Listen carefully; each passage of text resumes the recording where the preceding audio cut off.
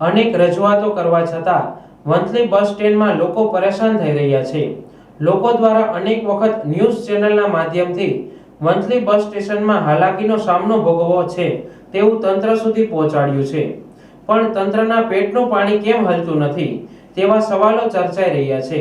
જે રજૂઆતોમાં મોટા ખાડાઓ, ચારે તરફ ગંદકી જ ગંદકી, વરસાદી માહોલમાં પાણી ભરેલા ઊંડા ખાડાઓ, ગાય અને ખૂટિયાઓનો ત્રાસ, આ પ્રમાણેના અનેક મુદ્દાઓ સાથે મુસાફરો તેમજ ગામ લોકોએ અનેક વખત રજૂઆત કરી છે, પણ તંત્ર જાણે બેધ્યાન હોય તે રીતે જ પોતાનું કામ કરે છે।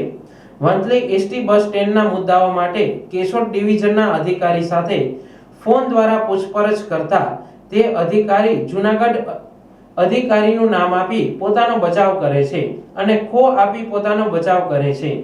આ બસ સ્ટેન્ડ જે સોમનાથ, રાજકોટ અને પોરબંદર જૂનાગઢને જોડતું બસ સ્ટેન્ડ છે, પણ હાલ બસ સ્ટેન્ડમાં કોઈ બસના ટાઈમ ટેબલનું સમયપત્ર જ નથી, ત્યારે લોકો ખૂબ જ મુશ્કેલી અનુભવે છે અને ખાસ સાંજે 5 વાગ્યા પછી આ બસ સ્ટેન્ડમાં કોઈ સ્ટાફ હાજર રહેતો નથી અને બસ ડ્રાઈવરો પણ મન ફાવે ત્યાં બસ પાર્ક કરી મુસાફરોને ચડાવતા ઉતારતા હોય છે।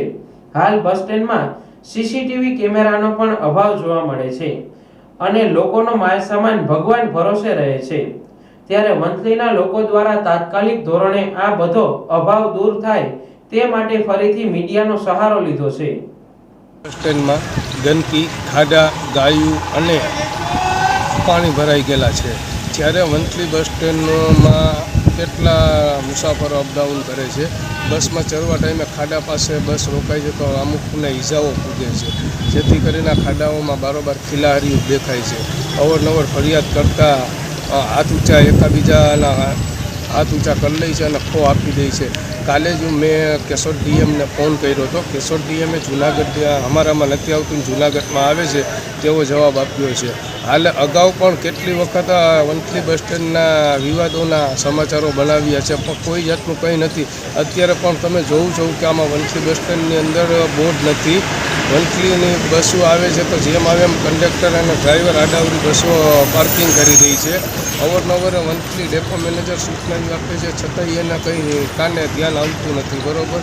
અને વંથલી બસ સ્ટેન્ડની અંદર ગાયું, પછી ખાડા, ગંદકીઓ બધું ફૂલ ભરાઈ ગયેલું છે અને કોઈ જાતનો કંઈ ફેરફાર થતો નથી। કેમેરા છે તો આટલી વખત રજૂઆત કરતા વંથલી બસ સ્ટેન્ડ અને એસટી તંત્રને પણ કોઈ જાતનો કંઈ ફેર પડતો નથી। હવે શું આમાં કોઈ ઉચક બનાવ બનશે તો એના જવાબદાર કોણ છે? એસટી તંત્ર છે કે કોણ છે તે પણ જાણવાનું છે અને લોકોમાં ચર્ચા ચાલી છે।